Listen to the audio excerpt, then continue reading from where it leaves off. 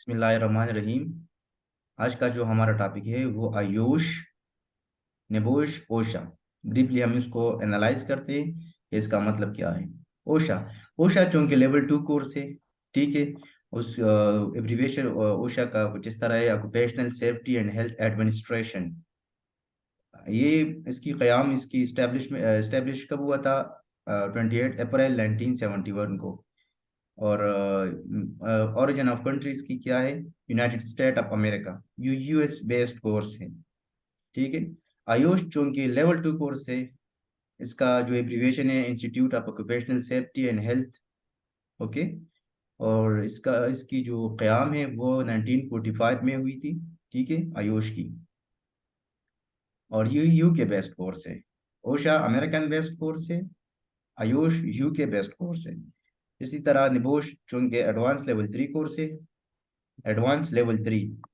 और इसकी जो एब्रीवेशन है national examination board in occupational safety and health. NEBOSH का मतलब यही है। इसका क़याम कब हुआ था? 1979 में। और ये भी यूके बेस्ड कोर्स है। इसकी फंक्शन की बात करें तो इसका मतलब मेन मकसद क्या है? To provide safe working environment for labour workers to prevent damage to his health, okay.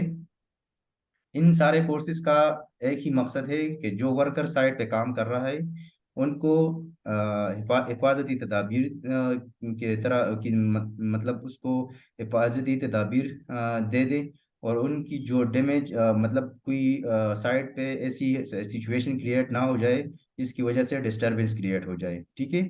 तो आयुष ओशा निबोश और इसके अलावा जितने भी सारे सेफ्टी कोर्सेज हैं, उनका यही मकसद है लोगों को समझाना कि आपने साइट पे कैसे काम करना है। आपने हेलमेट कैसे पहनी है, आपने ग्लव्स वगैरह कैसे पहनी है, आपने सेफ्टी शूज कैसे पहनने हैं, वगैरह वगैरह।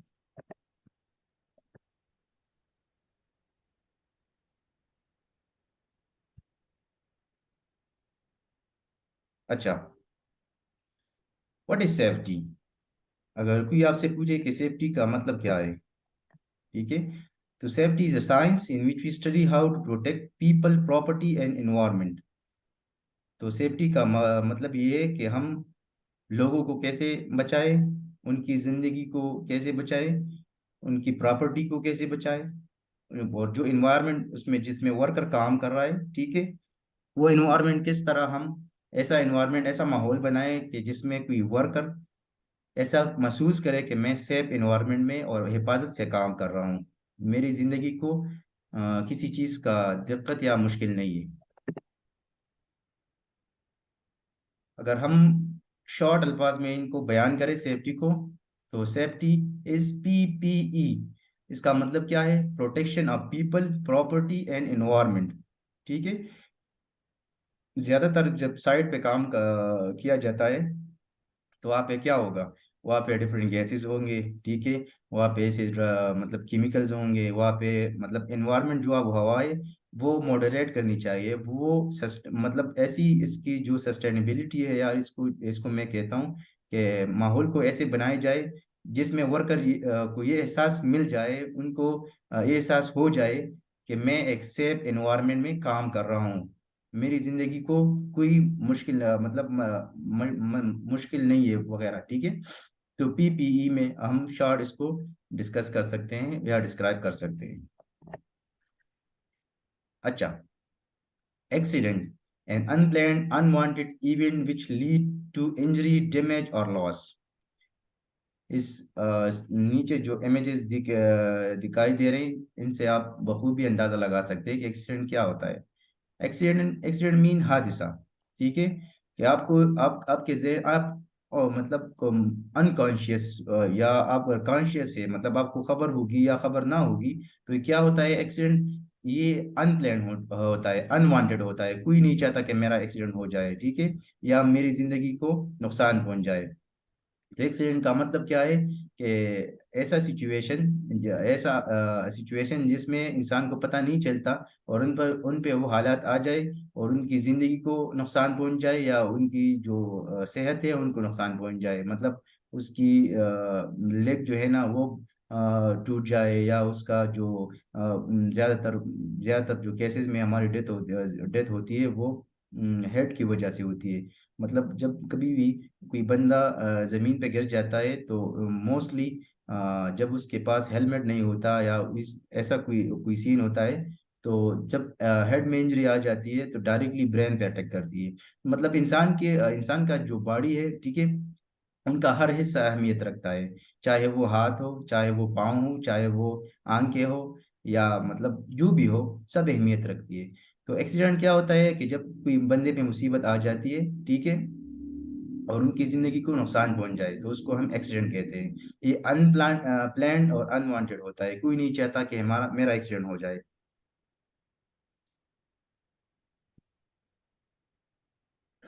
अच्छा, इंसिडेंट क्या होता है? इंसिडेंट भी an unplanned unwanted event that has the potential to cause harm injury to a person but did not do सो।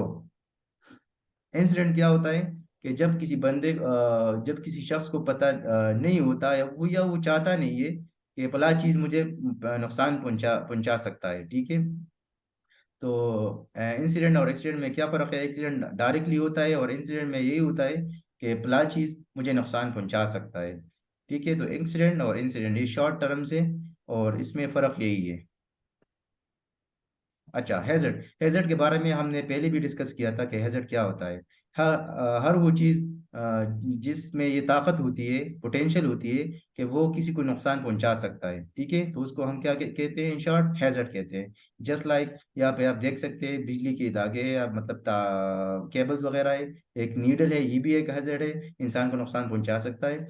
ये फायर है, ठीक है, ये भी इंसान को नुकसान पहुंचा सकता है। तो हर वो चीज़ जो इंसान को नुकसान पहुंचा सकता है, उस या नुकसान पहुंचाने की हिम्मत रखता है, हर वो चीज़ या इसमें ताकत होती है इंसान को नुकसान पहुंचाने की, तो इसको हम क्या कहते हैं? हैजर्ड। इसको ये बार बार आएगा, हैजर्ड एंड रिस्क, इसको आपने जहन में रखना है। Risk, what is risk? Risk is the likelihood that a hazard will cause harm in combination with the severity of injury, damage or loss that might occur. Risk हमारे पास क्या होता है? रिस्क हर जगह पे होता है। रिस्क को हम कम कर सकते हैं लेकिन खत्म नहीं कर सकते, ठीक है। लाइक्लीहुड का मतलब क्या है? चांसेस है।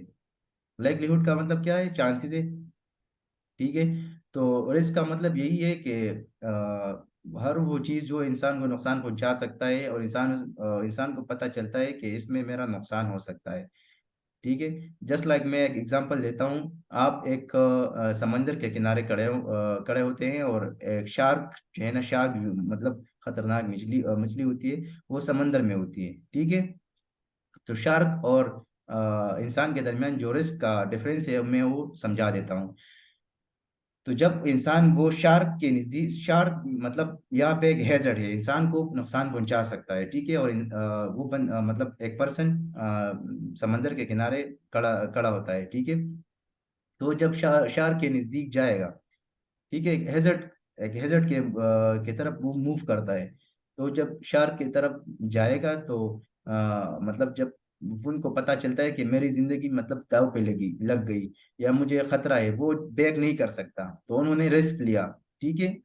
तो उन्होंने ले लिया। वो जो हैजर्ड है, मतलब हैजर्ड हम एग्जांपल लेंगे शार्क की। शार्क हमारे पास एक हैजर्ड है। तो हैजर्ड में मतलब शार्क में इतने पोटेंशियल है कि वो इंसान को नुकसान पहुंचा सकता है। तो रिस्क और हैजर्ड में यही डिफरेंस है, ठीक है। रिस्क को हम मतलब is equal to chances multiply by result, ठीक है। चांसेस हम किसको कहते हैं? लाइवलीहुड। अगर चांसेस ज्यादा हो जाए, हैजर्ड की चांसेस ज्यादा हो जाए, मतलब किसी को नुकसान पहुंचाने की ताकत उसमें ज्यादा आ जाए, तो उनका एक रिजल्ट भी होगा ना। तो रिस्क क्या होता है? रिस्क रिस्क का मतलब ये चांसेस मल्टीप्लाई बाय रिजल्ट। मतलब बाद में आपको रिजल्ट मिलेगा ना, या किसी को नुकसान पहुंचाएगा, या किसी की डेथ हो जाएगी, वगैरह वगैरह। Tool box talk safety induction. Tool box talk, या इसको हम सेफ्टी इंडक्शन कहते हैं। इसका मतलब क्या है? A safety talk to worker before the start of workship is called tool box talk. जब हम सेफ्टी के जो वर्कर्स हैं, ठीक है, उनको ब्रीफिंग देते हैं, या मतलब एक काम खत्म हो जाए, दूसरा काम शुरू होने वाला हो, या काम के स्टार्ट में हम जो ब्रीफिंग देते हैं, इसको हम टूल बॉक्स टॉक कहते हैं, ठीक है। पर इस अल्फाज से या इस वर्ड से आप अंदाजा लगा सकते हो, talk. In tool box talk four things are explained. Tool box talk में तीन चार चीजें एक्सप्लेन होती है, ठीक है। इसमें क्या होती है, इंफॉर्मेशन होती है, इंफॉर्मेशन मतलब मालूमात देते हैं, इंस्ट्रक्शन हिदायत देते हैं वर्कर्स को, वर्कर को ट्रेनिंग देते हैं, और सुपरविजन जो वर्कर पर जो है ना, एक सुपरवाइजर होता है जिसको मतलब उनकी प्रॉपर सुपरविजन होती है, ठीक है। तो टूल बॉक्स टॉक का मतलब यहाँ पर यही है, ठीक है। अच्छा, रिस्पॉन्सिबिलिटी ऑफ सेफ्टी ऑफिसर या सेफ्टी मैनेजर। सेफ्टी ऑफिसर या सेफ्टी मैनेजर की जो रिस्पॉन्सिबिलिटी है वो क्या है? Delivering practical training to labours और वर्कर, मतलब साइट पे जो वर्कर काम करते हैं उनको क्या करना, क्या कर मतलब सेफ्टी ऑफिसर को क्या करना होगा, उनको डिलीवर करना होगा प्रैक्टिकल ट्रेनिंग। उनको प्रैक्टिकल ट्रेनिंग के थ्रू उनको ये आगाही दी जाएगी कि आपने काम कैसे करना है और काम कैसे नहीं करना है, आपने हेलमेट कैसे पहनी है या कौन सी पहनी है, ठीक है। हेलमेट डिफरेंट होती है, सेफ्टी ऑफिसर के लिए डिफरेंट होती है, सेफ्टी ऑफिसर के लिए डिफरेंट होती है, वेल्डर के लिए डिफरेंट हेलमेट होती है, कलर डिफरेंसेस होती है। और जो बंदा जो काम कर रहा है उनके लिए अलग अलग हेलमेट्स होती है, ठीक है। Enforce health and safety rules on employ. जो वर्कर्स काम कर रहे हैं साइट पे, उनको उनको क्या इस चीज पर क्या देनी चाहिए सेफ्टी ऑफिसर को? सेफ्टी ऑफिसर को उनको इन्फोर्स करना चाहिए, वो इन्फोर्स करते हैं एम्प्लॉयज को कि आपने हेल्थ एंड सेफ्टी रूल्स के मुताबिक काम करना है, इसके खिलाफ या इसको अवॉइड नहीं करना। Investigate accident and incident. Safety officer की रिस्पॉन्सिबिलिटी क्या होती है कि वो जो हादसात आते हैं या होते हैं, ठीक है, या इंसिडेंट होते हैं, उनको इन्वेस्टिगेट करते हैं कि प्ला एक्सीडेंट किस चीज़ से आया और प्ला एक्सीडेंट किस चीज़ से नहीं आया। तो एक्सीडेंट की जो रिडक्शन है, एक्सीडेंट को कम करने का जो तरीका है, वो सेफ्टी ऑफिसर की रिस्पॉन्सिबिलिटी है कि जो एनवायरनमेंट है या साइट है उनको सेव कर दिया जाए, मतलब डिफरेंट हैजर्ड से या रिस्क वगैरह से, मतलब रिस्क मिनिमाइज कर दे। रिस्क को खत्म नहीं कर सकते क्योंकि रिस्क हर जगह पे होता है, ठीक है। तो रिस्क को मिनिमाइज करना, रिस्क को रिड्यूस करना सेफ्टी ऑफिसर की रिस्पॉन्सिबिलिटी होती है। और जो एक्सीडेंट हो जाए उसकी जो सारी इन्वेस्टिगेशन है फ्रॉम ए टू जेड, वो सेफ्टी ऑफिसर की रिस्पॉन्सिबिलिटी होती है। दूसरी चीज जो ensure working area is hazardous free. जो वर्किंग एरिया है, सेफ्टी ऑफिसर इनको ये यकीन दहानी हो जाए कि ये हैजर्डस फ्री है। अब मजीद इसमें हैजर्ड्स नहीं है कि किसी की मतलब जान को या प्रॉपर्टी को या इन्वायरमेंट को कोई खतरा नहीं है, इस पे काम जो है ना आसानी हो सकता है। वो साइट को जो है ना safe, clean clean and neat and safe कर देता है डिफरेंट हैजर्ड्स से। Why to manage safely. हम सेफ्टी कल्चर जो है, सेफ्टी कल्चर को क्यों मैनेज करते हैं? या किसी कंपनी का मालिक हो, ठीक है, वो कंपनी कंस्ट्रक्शन की हो सकती है, डिफरेंट कंपनीज होती है, ठीक है। वो सेफ्टी को क्यों मेंटेन करते हैं? तो उसकी रीज़न क्या है? क्योंकि अगर वो चाहे तो सेफ्टी मतलब सेफ्टी का जो सिस्टम है या मेंटेनेंस है वो ना ले, या सेफ्टी ऑफिसर को ना ले, बल्कि वो लेते हैं, उनको तनख्वाह वगैरह डेली वेजेस भी देते हैं, मतलब दिहाड़ी वगैरह, दिहाड़ी पे मजदूर को रख सकते हैं, या मंथली सैलरी पे रख सकते हैं। और उनको उनके लिए जो सेफ्टी मजदूर के लिए जो सेफ्टी ऑफिसर है वो हायर करते हैं। किस लिए हायर करते हैं? उनको पैसे भी देते हैं, इसलिए हायर करते हैं। सबसे बड़ी वजह ये है कि उनका जो कंपनी है वो ग्रोथ कर जाए, ठीक है, वो प्रमोट हो जाए, लोग ज्यादा क्लाइंट्स उनके बन जाए, ठीक है। तो मैं मैनेजिंग सेफली का यही एक ही मकसद है कि वो अपनी कंपनी को प्रमोट करना चाहता है। There are three reason to manage safely. Three main reason है, क्या कौन कौन सी है? Moral responsibility. मोरल रिस्पॉन्सिबिलिटी, हम इसको एथिकल रिस्पॉन्सिबिलिटी भी कहते हैं। इसका मकसद क्या है कि जब कोई वर्कर काम पे आता है, मतलब पाकिस्तान से बाहर गल्फ जाता है, तो वर्कर की अपनी ही फैमिली होती है, ठीक है। और वो ज्यादातर केसेस में क्या होता है कि वो एक ही बंदा होता है घर घर में, जो लोगों को मतलब अपने फैमिली को सपोर्ट करते हैं, ठीक है। तो मोरल रिस्पॉन्सिबिलिटी क्या है कि वर्कर को सारी फैसिलिटीज दी जाए, वर्कर चाहे नीचे तबके से हो या बड़े ओहदे पे फाइज हो। तो उनको जो रिस्पांस मतलब सेफ्टी ऑफिसर या मैनेजिंग डायरेक्टर या कंपनी की जो रिस्पॉन्सिबिलिटी है वो यही है कि वर्कर को ये यकीन दहानी दी जाए कि आप एक सेफ एनवायरनमेंट में काम कर रहे हो। उनको जो वॉशरूम की फैसिलिटी, फूड की फैसिलिटी, हेल्थ की फैसिलिटी, सारी चीज़ें जो है ना उनको वर्कर को मुहैया किया जाए। ठीक है। तो मोरल रिस्पॉन्सिबिलिटी, यही मोरल रिस्पॉन्सिबिलिटी है। दूसरी जो लीगल रिस्पॉन्सिबिलिटी कंपनी की तरफ से है कि वो कोई वर्कर कंपनी में काम कर रहा हो तो वो लीगल थ्रू काम करे। ठीक है। उनके पास वर्क परमिट होगा। ठीक है। और वो सेफ्टी रूल्स एंड रेगुलेशन के अंदर ही काम करेगा। To avoid reduce financial life and environmental losses. ठीक है। तो इसका मकसद क्या है? मैनेज अगर कोई कंपनी मैंने सेफ्टी मैनेज करती है। ठीक है। तो उसका सबसे बड़ा रीज़न क्या है कि वो अपने आप को फाइनेंशियल जो क्राइसिस आ सकते हैं, ठीक है, कंपनी पे, या कंपनी लॉस के थ्रू जा सकती है। तो रिडक्शन, तो main main thing here is to reduce financial situation of the company. ठीक है। ये तो हमने डिस्कस किया है वर्कर के लिए। कंपनी के थ्रू हम मतलब डिस्कस करेंगे तो हम कैसे करेंगे? मोरल रिस्पॉन्सिबिलिटी कंपनी की यही है कि वर्कर को एक सेफ एनवायरनमेंट दी जाए। ठीक है। लीगल रिस्पॉन्सिबिलिटी ये है, अगर कोई वर्कर की डेथ हो जाए और उसका जो सबसे फर्स्ट इफेक्ट होगा उनका फैमिली इफेक्ट होगा। ठीक है। तो इस वजह से मेन रीज़न ये है कि वर्कर को जो रिस्पॉन्सिबिलिटी देते हैं या उनको जो है ना फैसिलिटेट करते हैं वर्कर को, सबसे मेन वजह ये है कि जब कंपनी पे लीगल एक्शंस आते हैं, वो पुलिस से भी आ सकते हैं या कंपनी पे बहुत सारे जो मतलब गवर्नमेंट की तरफ से होती है, कंपनी और गवर्नमेंट के दरमियान जो डील होती है।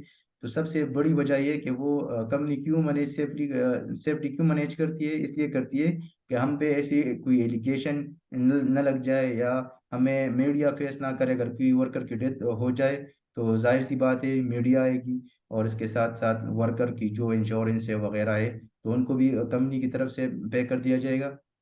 तो कंपनी खुद को बचाने के लिए सेफ्टी सेफ्टी जो है ना वो सेफ्टी ऑफिसर हायर करते हैं, और सेफ्टी सिस्टम या सेफ्टी कल्चर है वो मेंटेन करते हैं अपनी कंपनी में।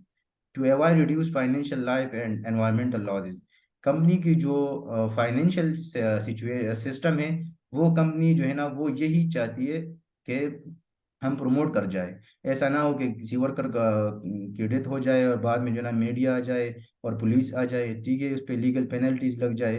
तो इसको अवॉइड करने के लिए, इसको ख़त्म करने के लिए, ठीक है, कि हमें फाइनेंशियली नुकसान ना पहुंचाए या किसी की ज़िंदगी मतलब ख़त्म ना हो जाए हमारे जो साइट है या कंस्ट्रक्शन साइट है, या इन्वायरमेंटल लॉज से मतलब इन्वायरमेंट माहौल को कोई ऐसी आलूदगी न जाए हमारे साइड से जिससे हमें बाद में पछताना पड़े।